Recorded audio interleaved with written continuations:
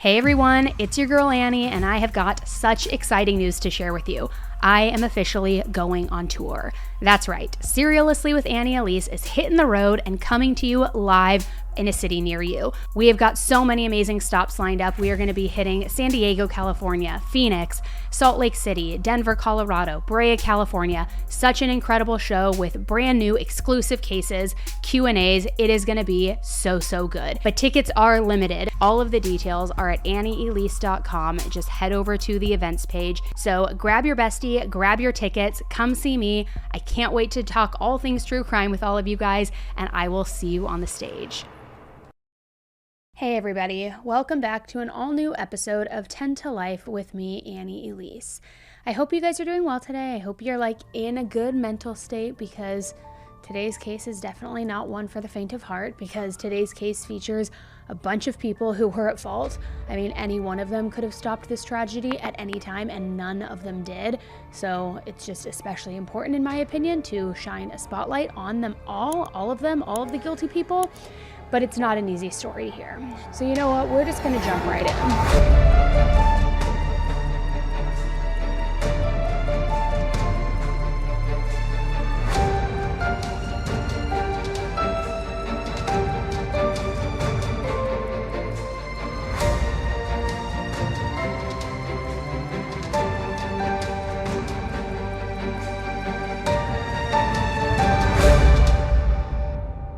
Today's video is sponsored by Rocket Money. Now, it's no secret, guys. I have told you a million times, I don't know how to cook very well. I live for food delivery, whether it's DoorDash, Postmates, whatever it is, Uber Eats, probably more than I should, okay?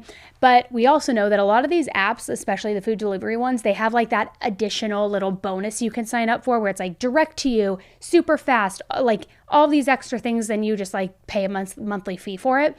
So recently I was checking my online banking, and I discovered so many reoccurring charges from me and my husband. They were all for the same amount every single month, so I knew that they were some kind of subscription of some kind, but I couldn't figure out what it was, or more than that, how to cancel it. But luckily, with Rocket Money, it has helped me tremendously. Rocket Money is an all-in-one personal finance platform that helps you save more and spend less. Rocket Money is trusted by 5 million members and counting, and they have helped me save and manage my finances in so many different ways. Now, the number one feature that I feel like I'm using time and time again, and it just helps me all the time, is canceling those unwanted subscriptions. Because Rocket Money safely and securely identifies the reoccurring charges, and then they can help you cancel unwanted subscriptions with just the tap of a button. Rocket Money also has a feature that gives you this clear picture of your net worth, including your cash, your credit score, your debts, your investments, your crypto, retirement accounts, collectibles, whatever it is you have. And it shows you how you're trending over time, so you always will know where you stand financially. So to try it out for free and unlock even more features with premium, head to rocketmoney.com/10tolife or click the link in my video description. I'm telling you guys, Rocket Money is a game changer. It really is so easy. It has helped me so much. So make sure that you check them out. It's rocketmoney.com/10tolife to start managing your personal finances today. In early 2024, Kinsleigh Welty was just 5 years old, living in Indianapolis, Indiana. She had blonde hair, blue eyes, these adorable little chubby cheeks, a round button nose, and like a lot of kids her age, she was just extremely bubbly, and she was really starting to develop into her own personality, her own traits, her own interests. She loved Paw Patrol, Bubble Guppies. She was a total girly girl at this stage, loving everything that had to do with it, playing dress up, princesses. I mean, if you wanted to play with her, she would literally sit in front of you and just let you do whatever you wanted to do with her hair, braid it, do it. I mean, she loved all of it. A girly girl through and through. She also was a little Swiftie. Her favorite song by Taylor Swift was You Need to Calm Down, which, if you guys know that song, you know how funny that is for a 5-year-old to be obsessed with it. But if that song came on, it was pretty much guaranteed that Kinsleigh was just going to start singing, dancing, and Swifting out. Now, pictures of Kinsleigh made it seem like she was this very happy, carefree child. But as we know, pictures aren't always accurate, because the majority of her life was not normal. It was not healthy. Now, because this is an ongoing case and all of this information surrounding Kinsleigh's life is just now slowly starting to become public, there are a lot of things that I've sort of had to piece together almost like a puzzle. But I do know that in December of 2018, which was when Kinsleigh wasn't even a month old yet, there was an incident when the police had to go to the home where Kinsleigh's parents, Tony and Bradley, were living at the time. Tony had called for an ambulance because she had a possible gallbladder rupture. She had to get to the hospital right away because of this. Bradley was still at work, and there wasn't anybody else to handle childcare, to watch Kinsleigh. So when the ambulance responded, there was this 1-year-old and a 3-week-old child just at home without any other caregivers around. So Tony couldn't just leave the kids home alone, and Bradley wasn't home either. So a couple of police officers came over to keep an eye on the babies, all until Bradley got home. Well, when the police got there and went inside, they were immediately baffled and taken aback by just how horrible and disgusting the living conditions were. There were cigarette butts, moldy food, garbage, dirt just thrown all over the ground. And because of all of the food that was old and left out, there were just a ton of flies and gnats flying around. The couch, the mattress, they were both just as dirty. It was gross. Now, speaking of the bathroom, the bathroom actually had fecal matter, poop that had never been cleaned up. In the kitchen, there was, again, just moldy food, garbage all over the place, and it looked as if the garbage hadn't been taken out in weeks, if not months. And as awful as all of that sounds, that's just how the house looked. The kids were in even worse condition. The police saw that both babies had full diapers and that they had been full for a long enough time that they both had rashes because of it. They were filthy from head to toe, so no doubt just from being in that house, but also it was very clear that they hadn't been given baths in a while. The 1-year-old was on the ground playing with some rotten potatoes and crawling around all sorts of different choking hazards, sharp objects like a pair of scissors, which were literally just lying out within reach. There were a bunch of other concerning things too, like a mattress that was leaning up against the wall and a closed door that wasn't fully secure. I mean, things that could have both easily been, knocked over by a 1-year-old. And if they had hit either the baby or the 1-year-old, which is also a baby, they could have easily both been hurt. So the police also noted that the 3-week-old, Kinsleigh, she did not appear to be in good health at all. The court documents say that she was lethargic. Her body and her lips were pale in color and her mouth was extremely dry. She was also covered in filth, which says a lot, especially since it's not like she was even big enough to be crawling around this nasty floor and getting herself dirty. She was stationary. A 3-week-old just literally sits like this, like a potato. So how is she getting so dirty? The living conditions were bad enough that the officer immediately called for DCS to report to the scene. Both babies were evaluated, and neither one of them was doing very well. The 1-year-old had dried snot all over his nose and mouth, and the police officer noted that while he was holding him, he could feel the rattle in his chest every single time he inhaled and exhaled. Kinsleigh was very severely malnourished and ended up being diagnosed with a failure to thrive diagnosis. They also found a rash on the back of her head, which would usually only happen if she had been laying in one spot for an extended period of time. Like I said, remember, a 3-week-old sits like this, a potato, doesn't move, barely has a lot of head motion at that point. So think about that to get kind of almost like bed sores, but a head sore. It makes me sick to my stomach to even think about it, and I'm just going by what I read after the fact. I mean, for the police officers who were actually there responding to this scene, it must have been something that was just so incredibly heartbreaking to see.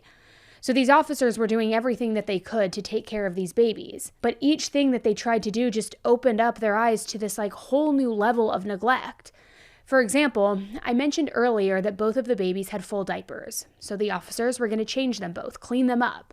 But when they went looking for fresh diapers, they couldn't find any. And it was a total shock because in a household with 2 babies, there literally weren't any clean diapers or wipes anywhere to be found in the house. Meanwhile, the diapers that the kids had on were bulging with urine, feces. I mean, the feces had been in there for so long that it was literally dried up, and that told them just how long they had probably been sitting in their own filth. And when Kinsleigh started crying, they figured, okay, we're going to go make you a bottle because she's probably hungry, right? She's malnourished after all. So the officer cleaned up one of the bottles that they found a bottle of water in her car to mix up some formula, and she made sure that another officer went and bought some packs of diapers, wipes, so that they could just get these children cleaned up. They also bought some of those Gerber puffs, almost looks like cereal, but it's softer. They bought this for the older baby so that both of the babies could be fed. And both of the kids ate like they hadn't in such a long time. I mean, they were just so incredibly hungry. Now remember, while all of this was going on, the mother, Toni, was at the hospital. She found out that DCS was going to her house, and she very noticeably and without any shame began freaking out. Probably because she knew just how bad it was going to look. You can't just talk your way out of something like that, right? So she begged them to let the officers know that a, quote, family friend was just going to stop by the house and watch the kids. So because of this, it wasn't necessary at all for the police and DCS to come over. Now, of course, the officers had already seen enough, and they shut that down completely. So Toni was arrested, and she was charged with 4 counts of neglect. And you might be wondering, okay, well, why 4? There were only 2 kids. Well, the babies weren't the only children that she was responsible for. There were actually 4 kids in total living in that house. Along with Kinsleigh and the 1-year-old that I mentioned before, Toni also had a 6-year-old and a 4-year-old. Both of those kids were either with their dad or other family members when the police and DCS arrived, and when they saw how terrible the home environment was, which thank goodness that they weren't there. Kinsleigh's father, Bradley, was also charged, but with 2 charges instead of 4. And I'll be honest, I don't know why he didn't face the same charges as Toni. They both lived in the same house. They were both responsible for keeping all of those children fed, safe, clean, taken care of. And they both completely dropped the ball and endangered the entire family. Not to mention, 3 of the 4 kids were biologically his, just as much as they were Toni's. Now, I'm definitely not an expert when it comes to child neglect law. I won't even try to be. But it doesn't make sense to me that they wouldn't face the exact same 4 charges. I guess that's besides the point, but it's still something that bothers me. So on May 18th, 2020, Toni took a plea deal where she pled guilty to 1 count of neglect, and she was sentenced to 900 days in jail for this. Her sentence ended up being suspended, and she was given 540 days of probation instead. Which don't even get me started because that just enrages me. Because she only served 21 days in jail in total. She was also ordered to take parenting classes, which, okay, like, goody, but I don't know, where is she being reprimanded? This is just, like, out of control to me. I mean, neglect like what Toni was doing doesn't just come from a lack of knowledge. It's not like she needed a teacher to tell her to feed her kids, to clean them, to change their diapers. So going to a parenting class can't cure neglect that comes when you truly just don't give a shit about your own flesh and blood, right? And I'm sorry, but that kind of parenting isn't something that I think that you can fix in a classroom or bounce back from. It is something innately wrong with you. Now, those pointless parenting classes aside, I also cannot comprehend how you can literally be starving your newborn baby and somehow just get a slap on the wrist. But honestly, that's not even the most frustrating part about this case. Let me just continue. So after Toni and Bradley were arrested, both Kinsleigh and the other baby were taken into custody of the state. The court documents that I saw didn't say much about the other 2 children, and I'm not sure what became of them. I've got to imagine that they went to the other family members, or maybe the one that wasn't Bradley's went to his dad. I'm not sure. But speaking of Bradley, he and Toni ended up separating around 2020 or 2021. I don't know exactly what happened to him after that or what happened with his 2 charges of neglect, if he took a deal, served any time in jail, or had to take any classes, but it sounds like he was in and out of jail and rehab. I also know that he didn't have any real involvement in Kinsleigh's life for a long time after that point. Everything that happened from that separation onward was just on Toni's shoulders solely. So with Bradley out of the picture, she met a man named Ryan Smith, but things didn't get a whole lot better in their home life. At some point, Kinsleigh's paternal grandparents, Patricia and Brian Welty, ended up getting custody over her, and they welcomed Kinsleigh into their home with open arms. I mean, they were more than happy to take care of her. In their home, she was safe, happy, well-fed. She didn't have to deal with not being taken care of. She was this normal, happy little girl. They loved and cared for Kinsleigh, not like she was their grandchild, but like she was their own actual child.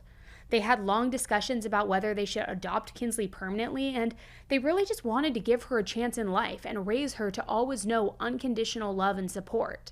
However, their hopes and dreams of providing Kinsleigh with some sort of normalcy were ruined when Child Services decided that Kinsleigh was going to go back to her mother. So to say that Patricia and Brian were heartbroken was an absolute understatement. But there wasn't anything that they could do about it. She wasn't their biological child, and even though they had custody for quite some time, if DCS says that a kid is going back to their birth mom, that's just what's going to happen.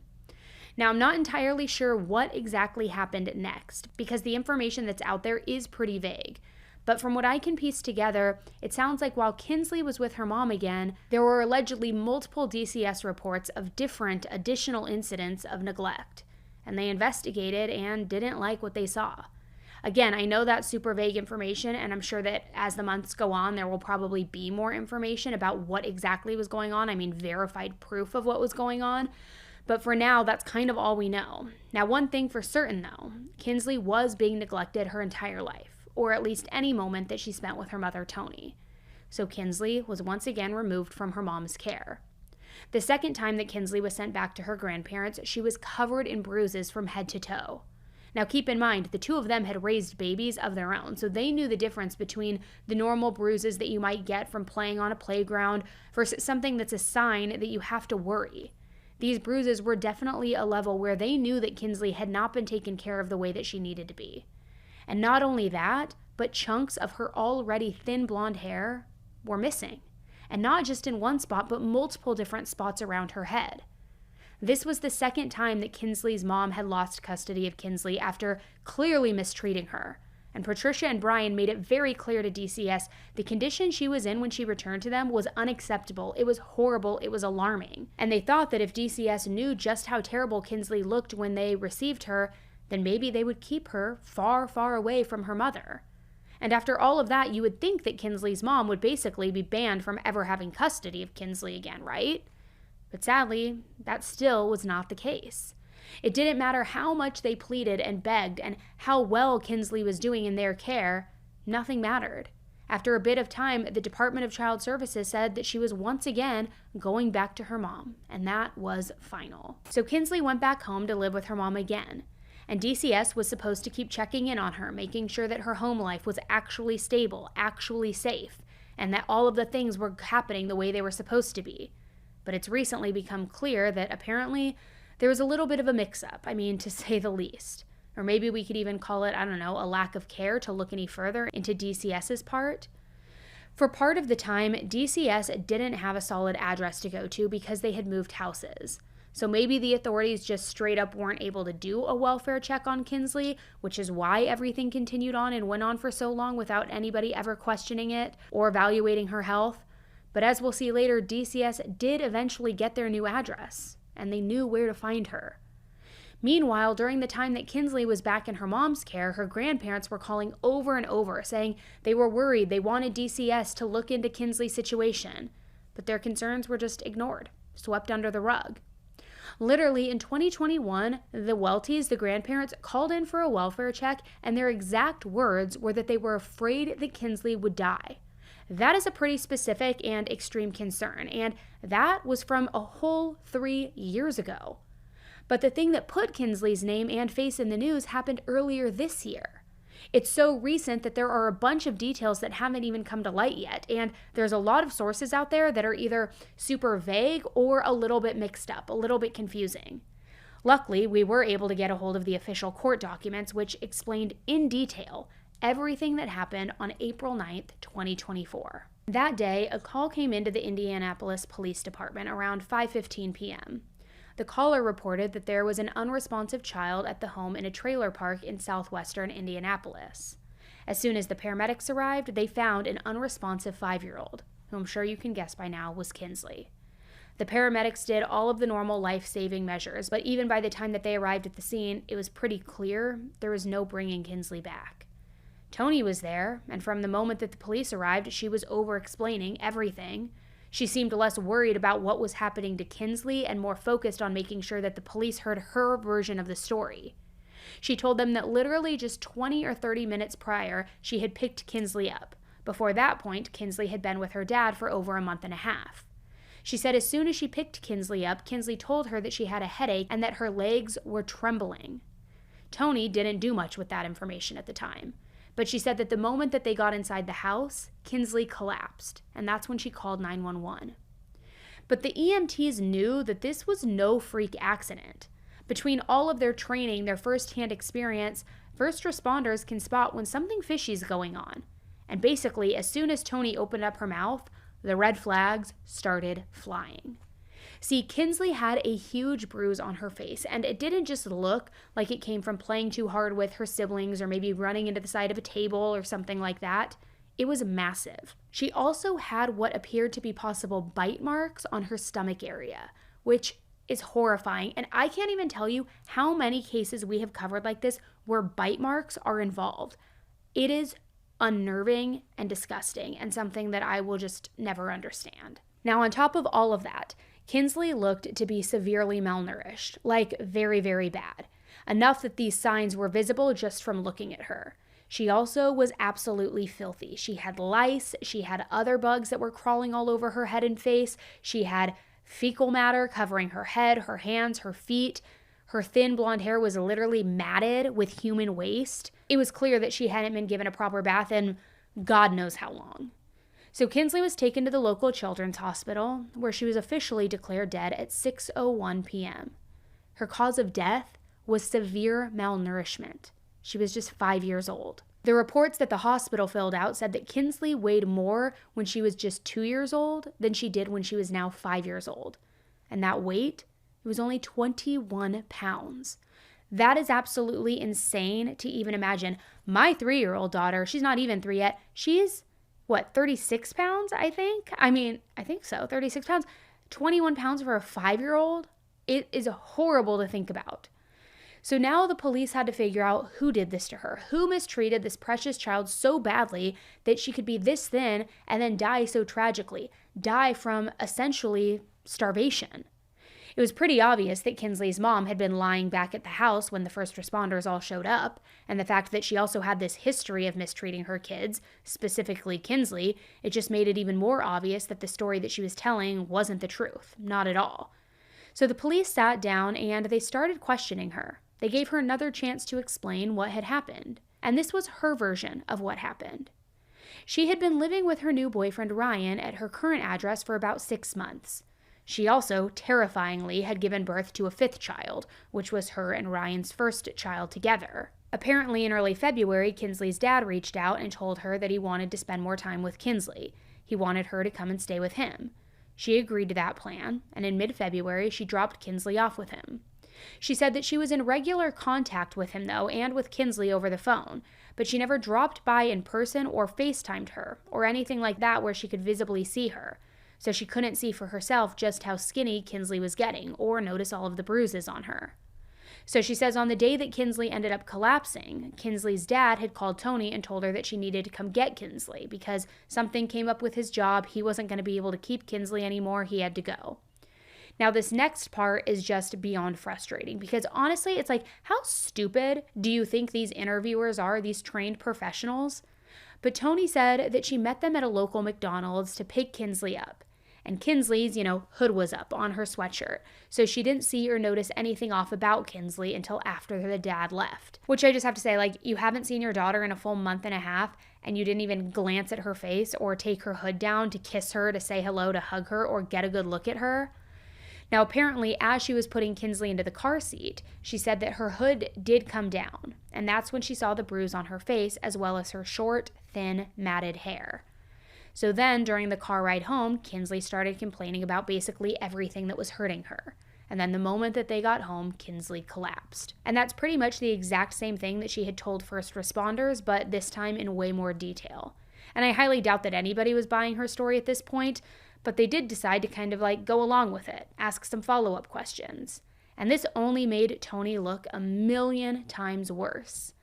Since Tony was essentially saying hey, I haven't seen the kid in over a month. I don't know what happened. You'll have to ask her dad. They were like, okay, sure. Do you have an address for Bradley so we can go talk to him, see him, ask him some questions? Well, big surprise, she had no idea where he lived. She reminded them that she met with Bradley at that McDonald's parking lot both times to drop off and pick up Kinsleigh, which, okay, fine, no big deal. Maybe you don't know his exact address. Do you at least have his phone number? And what do you know? She didn't have that either. Even though she had said that she had kept in regular contact with Kinsleigh while she was with Bradley, so make that one make sense. When the investigators asked her when the last time Kinsleigh had been evaluated by DCS, she told them that it had been in December of 2022. But interestingly enough, DCS had actually been at her house earlier that morning. and you'll never believe why. The newborn that she literally just had with Ryan, the poor little newborn baby had tested positive for THC. Now, when I first read this, I had a lot of questions. I wondered how DCS even learned that the baby might have THC in its system. I also wondered if it was a secondhand smoke situation or if this baby literally had been given THC to digest. Obviously, either one shows a pretty significant level of neglect or just plain being a complete moron.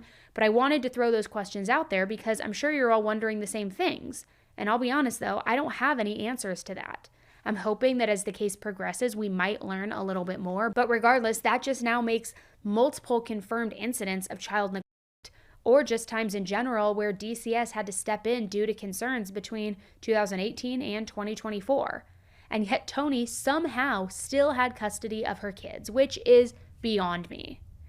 Now, according to Toni's story, Kinsleigh wasn't at home that morning. Remember, she was with her dad, Bradley, and that's why DCS didn't give Kinsleigh an evaluation or check if she was okay. They didn't see any sign that she was even there. Toni says that she went to pick her up after DCS left. Now, of course, Toni's entire story completely crumbled once the investigators headed back to her house to gather evidence and document everything. Because while they were there, Toni's mother, Tammy, arrived.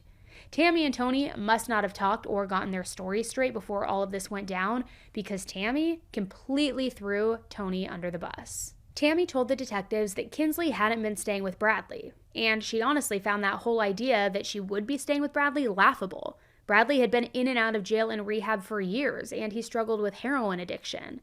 When he was out of jail and rehab, it wasn't like he was super involved or dad of the year.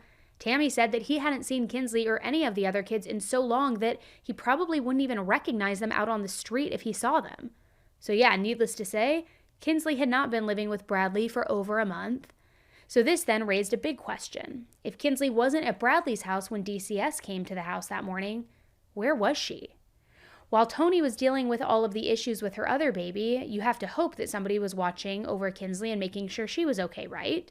Maybe it was her boyfriend Ryan, who knows? In which case you would think that the police would have had some pointed questions for him to maybe answer how Kinsleigh ended up so hurt, so sick. I mean, as bad as Toni was, she wouldn't just leave a 5-year-old completely unattended. Or maybe she would, given how neglected and malnourished she was. Well, the police started uncovering the answers to those questions the following day on April 10th, 2024. That's when they got a search warrant and started looking around Toni and Ryan's house. They walked into the back bedroom, which all looked pretty normal, or at least almost normal. There were bunk beds, some children's toys, and based on what they found there, the police figured that that was the room that probably belonged to the older boys.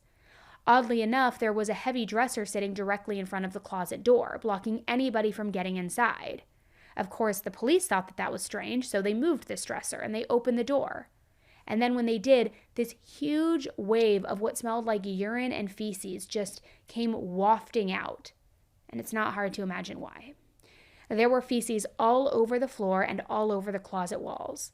And in those smears, there were tiny little handprints, which it is such a haunting detail because I just imagine Kinsleigh being trapped, barricaded in that closet, pooping herself, trying to clean herself, trying to get out, smearing it on the walls. It's giving me the chills. It's giving me like a visceral reaction. It is so disgusting and heartbreaking. Inside, there were also little girls' clothes that were filthy. They were heavily soiled with both urine and poop. There was also an uneaten peanut butter sandwich on white bread just on the floor. And even though the bread was pretty dry and hard, indicating that it had been lying there for a while, it wasn't moldy yet. So most likely it hadn't been made that day or anything, but also hadn't been sitting out for weeks. So the police went back to Toni. They wanted to ask her who had been locked in this closet. Obviously, whoever it was didn't get trapped in there by accident. Somebody knew somebody was in there and was feeding them, was barricading them in. Not to mention that her story about Kinsleigh staying with Bradley had obviously been a complete lie, and they weren't believing it either. So now when the detectives decided to bring up the closet and what they found inside of it, Toni still went with some ridiculous lie. She said that that room of the closet was in fact her older boy's room. Apparently, one of her sons was prone to having seizures, and he would urinate and defecate when he was having an episode, which is why he was held inside the closet when he would do so. But that doesn't explain why there were little handprints on the wall, or a peanut butter sandwich on the floor. Obviously, he wasn't making himself a snack while he was having a seizure. Not to mention the dresser blocking that door or the girl's clothing that had all of the feces all over it. Plus, if someone really does have a seizure disorder, you don't handle it by locking that person in a closet with their own filth. You get them a doctor to try and get this seizure under control. And even if you haven't quite worked out the right medications yet, and the seizures are still happening, you don't leave all the urine and all the feces on the floor and on the wall to just dry and stay there forever. You clean it up. I mean, this story was so obviously a lie. But even if it was the truth, I don't know why Tony thought that it was a good answer or evidence that she wasn't neglectful. I mean, like that is any better. So after this complete BS interview, Tony went back to her car and slept a little while the police were still searching her home. Afterwards, the detectives asked her to meet up with them at their offices, which I can only imagine she was probably sweating and beginning to now panic in those moments. Once they were all inside, the detectives read Tony her Miranda rights, and at that moment, she completely folded. She immediately told them that everything that she had previously said was all a lie. She admitted that Bradley wasn't involved in Kinsleigh's life or her death, and she guessed that he probably hadn't seen Kinsleigh in around a year. She even said that she highly doubted he even knew that she was dead. But then she started claiming that Kinsleigh had behavioral problems, and Kinsleigh hated her. And it almost sounded like she was feeling sorry for herself, whining that nobody would help her out and that her mother Tammy was partially at fault for all of this because she knew everything about what was happening to Kinsleigh. Basically, she was just pointing the fingers at anybody she could, but she was careful not to throw her boyfriend under the bus. She said that Ryan was a great guy, that he and his family had nothing to do with what happened. The sad truth was that Kinsleigh had spent the majority of every single day over the past few months inside that closet. Tony said that she would let her out if they were all going somewhere, but as soon as they got back home, Kinsleigh would put herself in that closet because she knew that if she didn't go in there voluntarily, her mom would put her in there herself, and that it was pointless to even fight it. Which, can you just imagine that for a moment? If you've ever encountered a 5-year-old, if you've ever had a 5-year-old yourself, they're pretty resilient. If you tell them it's time out, even if they're good listeners, they'll go. But the fact that she was so broken down that the moment they returned from any outing, that she just automatically walked inside that closet herself without even having been told to do so, it's a whole different kind of evil, right? It's like, not only are you hurting this child emotionally, physically, starving her, you are completely breaking her spirit and her will to where she's just walking into this closet knowing she's going to be locked in there anyway and not even trying to fight it. It's, to me, that's almost worse than the physical aspect. I don't know. Like, there's just something about a child who's so innocent and is usually so full of life and so vibrant and has, tenacity, spirit, happiness, innocence, purity, to be so broken down that they don't even do that. It's really heartbreaking. And when they asked Tony why she did that to poor Kinsleigh, she said that it was just easier for her to stay in the closet so that she didn't have to deal with her. And I wish I could say that that was the worst thing that she said during this interview, but it only gets worse. She said that she rarely fed Kinsleigh, even though she could hear her yelling constantly that she was hungry and thirsty.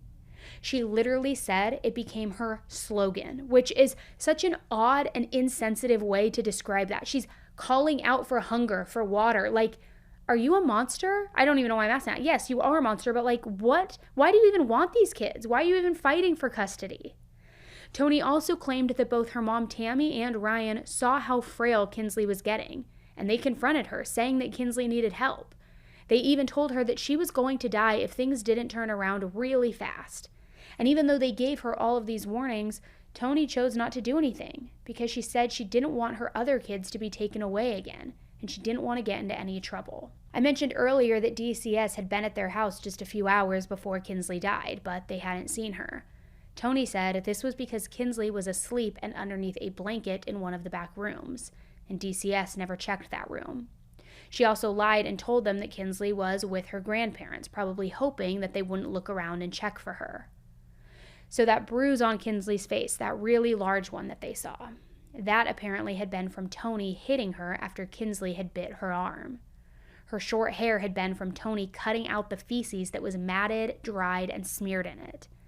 And I can't believe I'm even about to say what I am about to say, but Tony told the detectives that when it came to caring for Kinsleigh, she, quote, did the bare fucking minimum. Honestly, I don't even think that was true because she wasn't even doing the minimum. But at least she realized that she wasn't doing a great job and she wasn't actually trying to act like she did love or care about her daughter. But see what I meant earlier when I said that parenting classes weren't helping, would never help, that this is just something innately wrong in somebody's soul? Tony knew that she was a horrible mom already, but she just couldn't be bothered to be better. And not only that, but she admitted that she had wanted Kinsleigh to be out of her life for quite some time, and she wished that she had never even been born to begin with. It breaks my heart that Kinsleigh's grandparents wanted her in their lives so badly and wanted it to be a permanent thing. And if Tony really didn't want to take care of her, all she had to do was work something out with them, give Kinsleigh to them.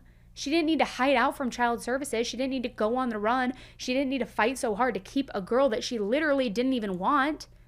And I just hate the fact that Kinsleigh had to leave this world feeling unloved and unwanted. Now, there was one part of Tony's original story that was true. Kinsleigh really did complain that her legs and her head hurt. And in a heartbreaking detail, if it could even get any worse, right before she collapsed that morning, she also told Tony that she wanted to die. A 5-year-old should hardly even understand the concept of life and death, let alone be so sick and in such pain that she is wishing for death.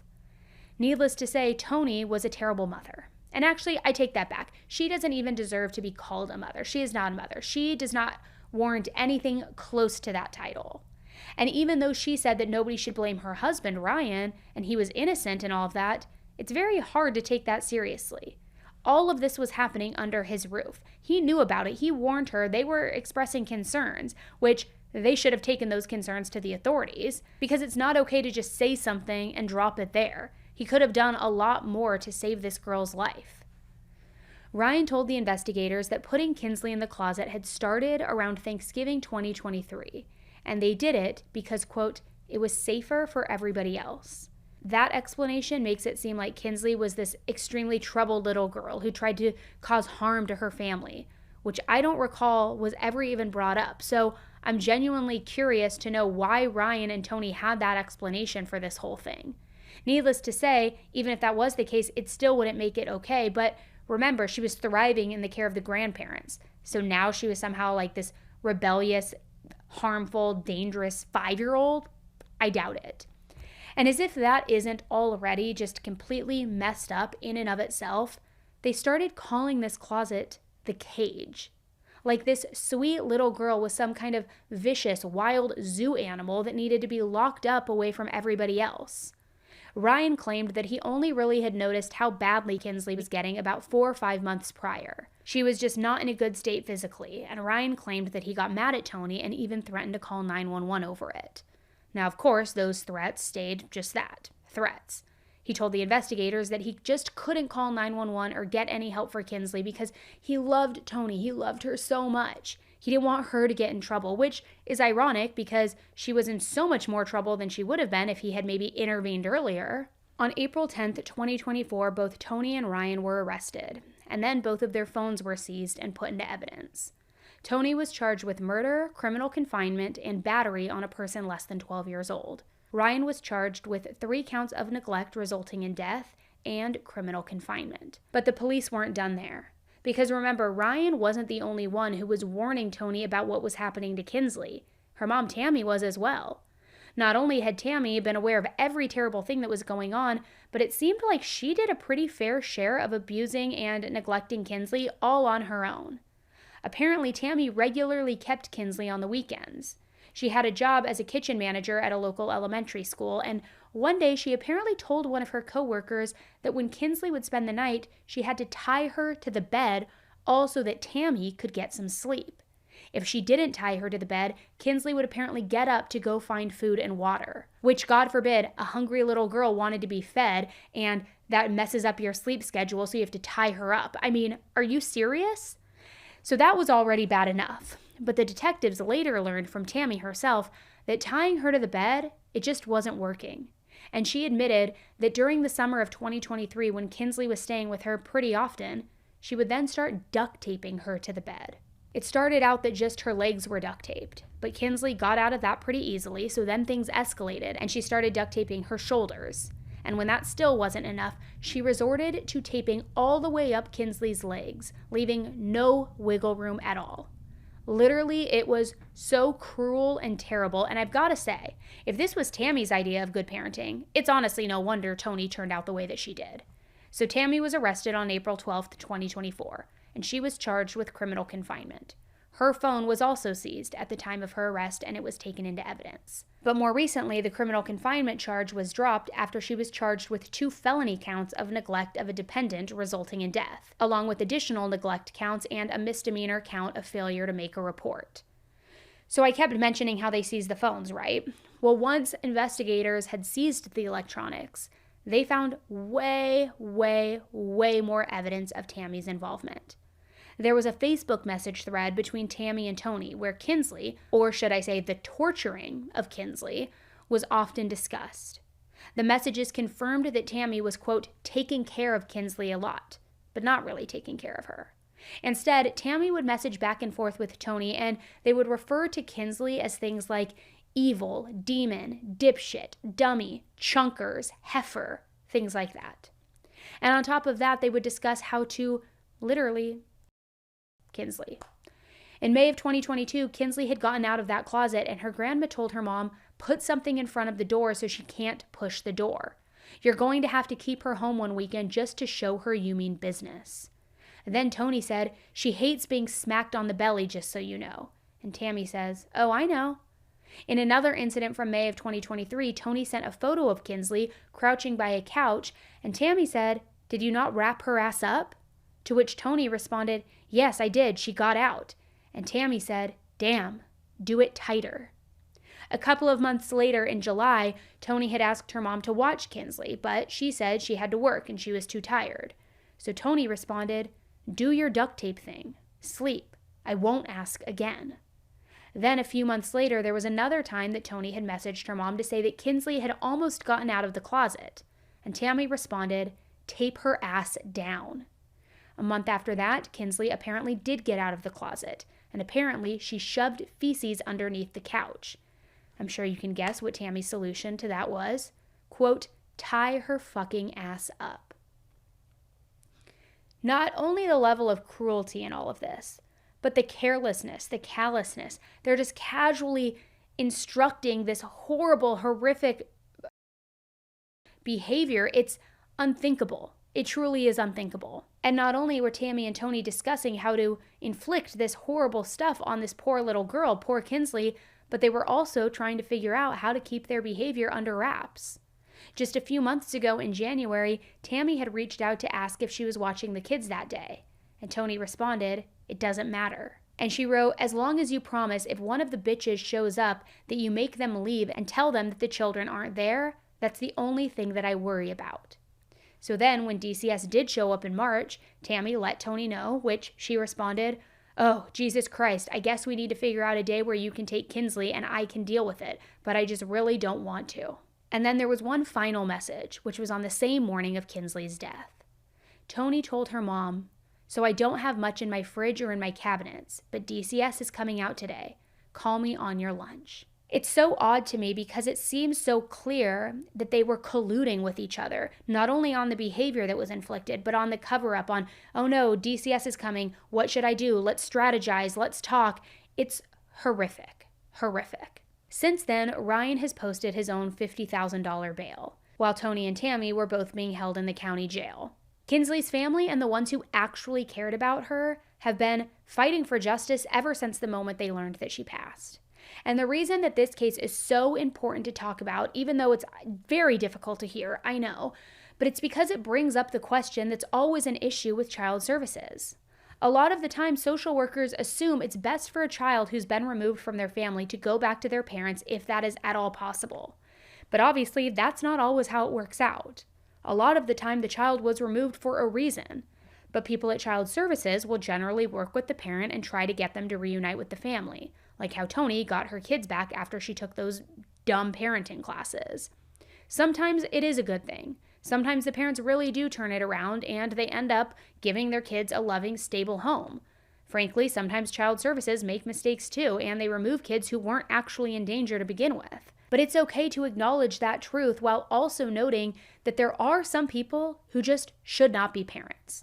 And taking their kids away for good is sometimes the only way to keep them safe and, in this case, keep them alive. It's not good for anyone to assume by default that it's a victory for them to go back to their parents. They need to look at the situation. They need to assess it. Kinsleigh's grandparents, Patricia and Brian, both wanted Kinsleigh in their lives. They wanted to love her, nurture her, take care of her.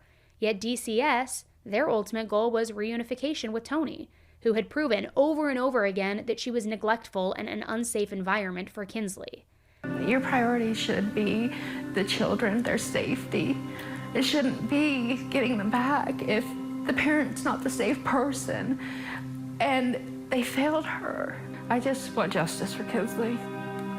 I pray to God that they don't plead this down. I pray every charge sticks. And what's even more frustrating is the fact that DCS was literally just a few rooms away from Kinsleigh in the final hours before she passed, and they didn't even know it.